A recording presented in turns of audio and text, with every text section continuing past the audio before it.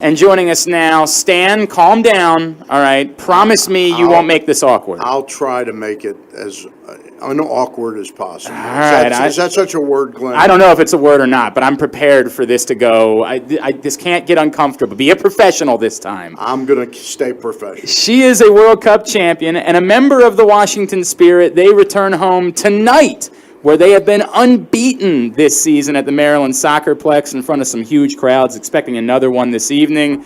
She is goalie Ashlyn Harrison, and she joins us here on Glenn Clark Radio. Ashlyn, it's Glenn and Stan. First of all, congratulations on an awesome summer, and thank you for taking the time for us this morning. Thanks for having me on. Absolutely. And have you come back down from Cloud 9 yet, or are you still riding high on everything you guys have done? Yeah, I'm still riding the wave right now. I'm just enjoying every bit of this as long as I can. And, I thought things would slow down a little bit, but they definitely have not slowed down. So I'm just excited, and I'm soaking it all up, and I'm grateful for the amount of attention that our team is getting because it's well-deserved. Ashlyn, I'm just wondering, the fact that you didn't play in games, did that change at all the experience for you? Because you're clearly a terrific goalie yourself, but I'm wondering what that experience was like, or in some odd way, were you able to soak in the experience more? Yeah, and I think, a lot of players who didn't see the field that much, I think that they don't get as much credit as they deserve. But, it's a difficult position to be in because you're pushing the people in front of you and making sure that they're prepared. But in the back of your mind, you have to be ready in case you play. So you're doing a lot of different roles, and at any point they can change. So mentally, that can take a toll on you, and physically as well, because minutes after the games, you're out there, you're training, you're getting everyone prepared, and you have, really no time off. So it definitely was a different experience for me. It was a different role, but, each person played such a valuable part, all 23 players, that gold medal wouldn't have been achieved without every single person coming in every single day and playing their role and going beyond their role and doing everything they can to make sure the team was ready. Was there ever a time that you wondered, we all know what the conversation was like surrounding Hope, but was there ever a moment where you're like, this could end up being my responsibility this summer, like that I might legitimately need to be the one, replacing one of the greatest goalies in women's soccer history? Yeah, and I don't sit back and think about that too much. Hope and I are very different. We're different goalkeepers. We're different people. I'm not looking to be the next Hope Solo. Right now I'm just looking to be Ashlyn Harris and live in the moment and take as much as I can from her because she is a tremendous player, and I can learn a lot from her, and that's something I'm doing. So, yeah, it's good for me. It's good to be pushed by the best goalkeeper in the world. We're talking with Ashlyn Harris, the backup goaltender for the U.S. women's national team, win the Gold Cup this year. Ashlyn, your career, you're 30 years old right now. Where is it in terms of the longevity of your career? Do you see yourself playing another 4, 8, 10 years? What do you think? I'm just taking it day by day right now. I can't tell you when my last game will be. Every day I'm grateful to be playing, and my body feels really good. And for a goalkeeper, I'm 29 now, and I still have some years in me. So I don't plan on going anywhere anytime soon. That's for sure. Wait a second. Did you say she was? I'm sorry I aged you a year. Oh my Ashlyn. God, Ashlyn, I apologize. we're so sorry. That's all right. Hey, Ashlyn, coming home and being back with the Spirit, and again tonight the Washington Spirit take on the Western New York Flash, and go check that out. The fact there was so much made of what's this going to do for the league, and to come home and to have the first few games all sold out at the Soccerplex, and the attention that's been on you and Allie in particular because you both played on the World Cup team. How important has it been for you to see that it didn't just die when the World Cup ended, that the fever, the excitement truly has carried on through the end of the summer? Well, we knew we had an obligation to do really well at that tournament, to continue pushing on, women's soccer in the U.S. and worldwide. I don't think our league would have been as successful if we didn't come in first place. So, we took that responsibility on our back, and we knew we weren't just playing for ourselves and our country, but to survive in this league and in this market. So to be able to come back and see people wanting to be us and wanting to do what we do and filling the stands, throughout the U.S., truthfully throughout the world, is a huge step for women's football. And I'm happy to be living in this moment to see the growth and to continue to sustain the growth of women's soccer in this country and worldwide. It's really important because, having female role models to look up to when you're a little girl, or even male, I mean, you need that. You need people to aspire to want to be like, and especially to be in the same gender. I think that's super important. I didn't have that growing up, so to be able to see that and a little girl come up and say, "Hey, I want to do what you do," I think that's pretty incredible. And to have the stadiums packed right now and to get the support has truly been unbelievable. And it makes it fun too to play in front of big crowds. Was there a bit of a letdown coming back from the World Cup to go back to the league, or was the fact that you jumped in and had to play again, start games, did that kind of pick up the intensity level for you? Yeah, I mean, I'm pretty worn thin. I'm tired, and my body is definitely taking a beating with all the travel and jumping right back in. But I didn't get any minutes at the World Cup, so I've been looking forward to getting back with the team and playing and putting, everything I've been working on the last, few months to put it into my game and continue to evolve and to continue to, push on and push forward and get better and compete. I mean, at the end of the day, I'm a competitor and I compete. And as much as, I accept my role and play and support Hope, I'm there to compete and to push her. And that's what we do with the U.S. Women's National Team. I mean, everyone is just chomping at your ankles, just trying to get in your position. So, that's why we're the best in the world.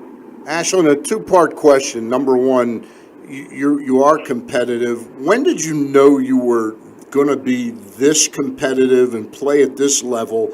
And you mentioned before gender and role models. Who were some of the female athletes that you kind of looked toward, 20 years ago as a little girl?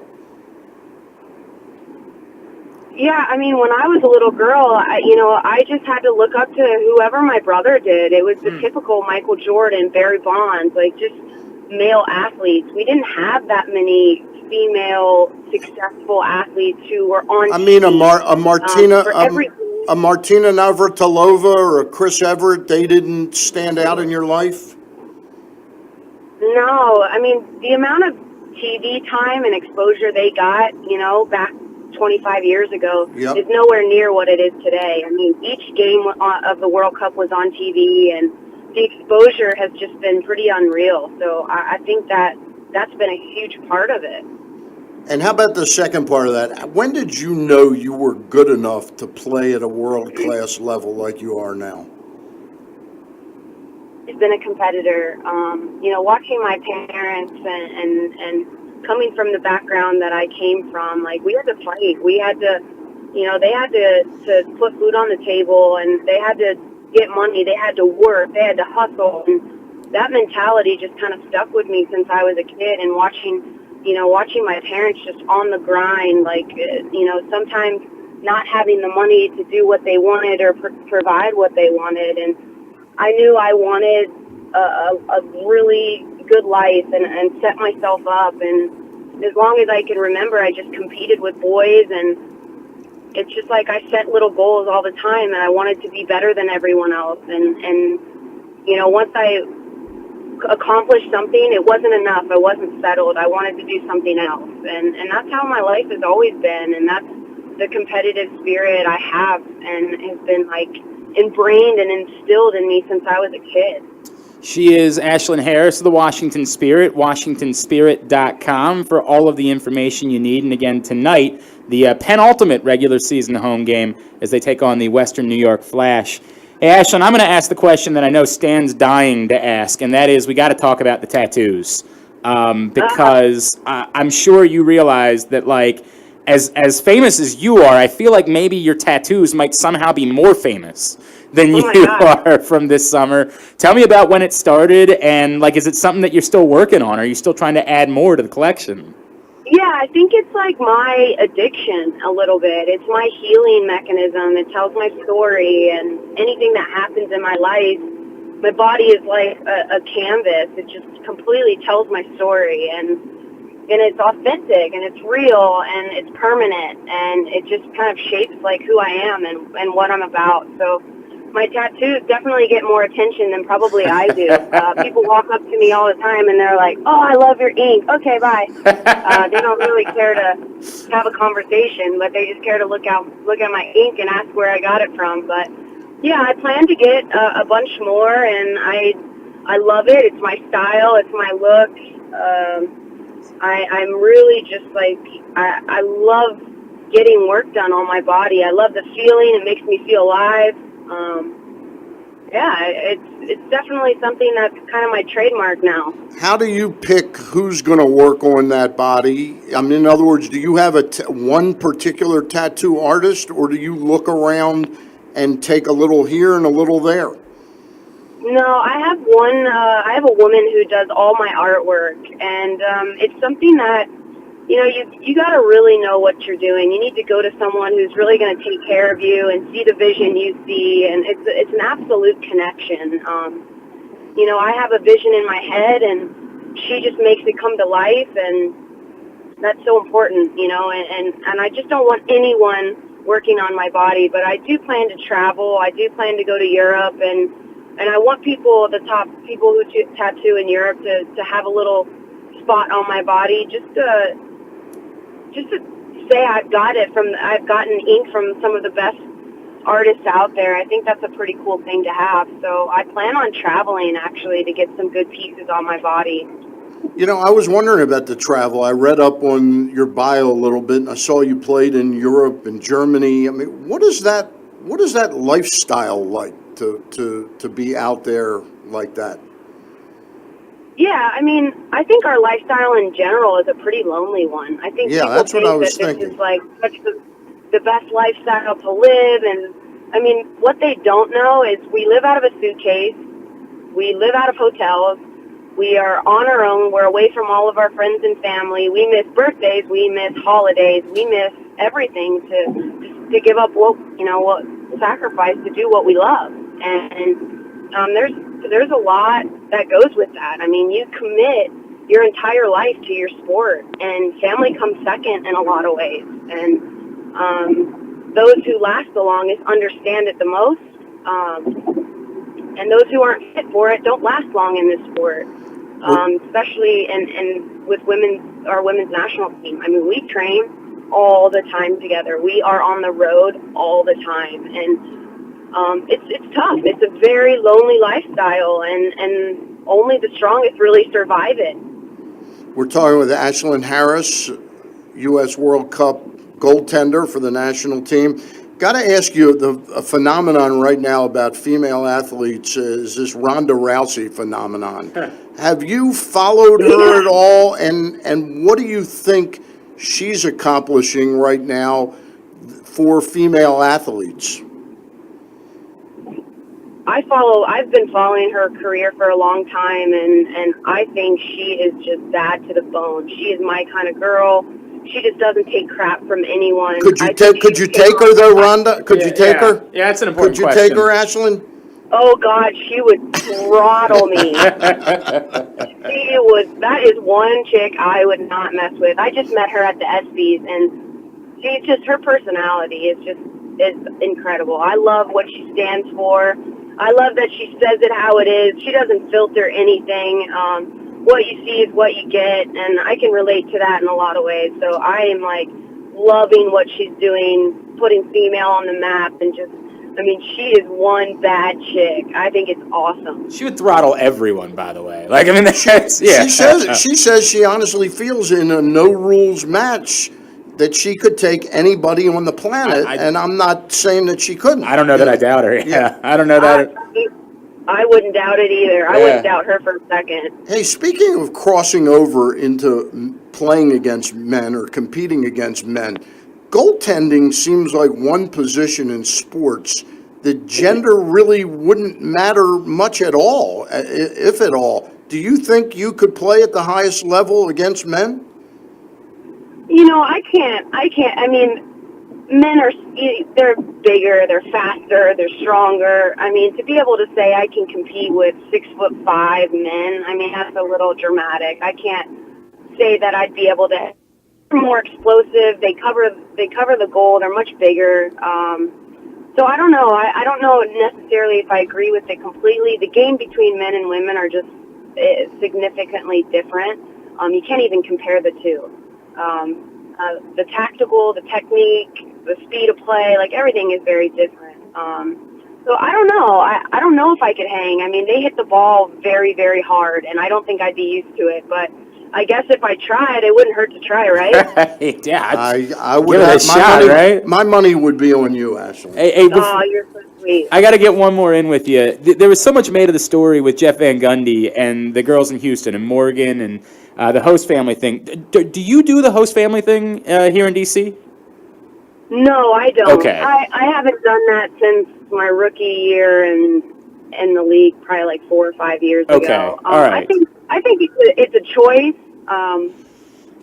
When with national team players, we're so in and out. It is difficult to have an apartment because chances are you're spending 320 days of the year on the road. So it seems pretty pointless to have, Right. a home. Right. But you know what?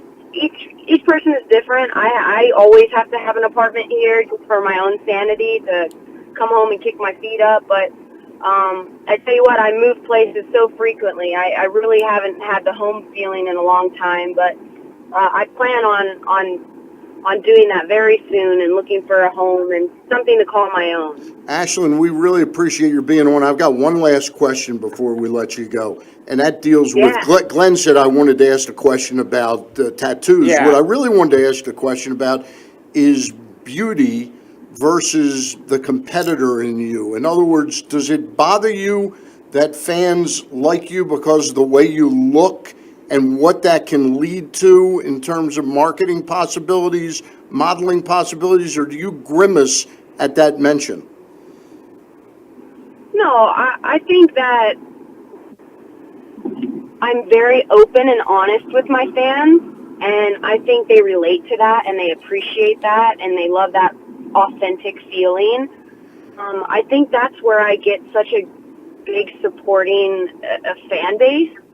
And, yeah, my look is definitely not the girl next door. It's definitely edgy. It's more current. Now, if that, if that helps me with getting, any type of endorsement or, modeling, I'm always open to it. But I think that we have an unbelievably beautiful team, and each girl fits into a different mold and has a different personality. And I think we're all so personable and have such great personalities and marketable that, these companies have endless choices between all 23 of us.